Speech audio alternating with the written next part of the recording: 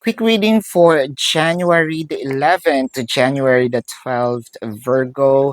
So, ang nakikita natin, we have Five of Cups, the Knight of Wands, the Seven of Cups.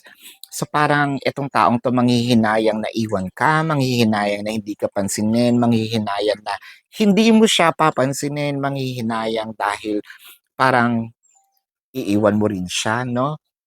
Ito yung time na makikita nitong person na 'to yung importance mo. So, parang mashe-shaken sila dahil unti-unti kang nawawalan ng gana, unti-unti kang nawawalan ng, amor 'no, sa kanila. Parang sinabi, "Sandali, gagawa ako ng mga paraan para maibalik ko siya 'no, para hindi siya magalit or para makapag-apology at hindi na sumama pa ang loob niya." So, nakikita din natin dito with the Five of Cups, the Knight of Wands, Seven of Cups, apology dahil ipinagpalit ka sa iba o tumingin sa iba, it can be, or ipinagsantabi, no? This person probably placed you or set you aside and then prioritized other things. So, parang ito yung bawi, no?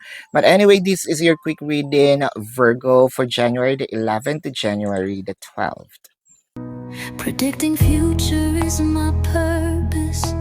Yelling the stars align.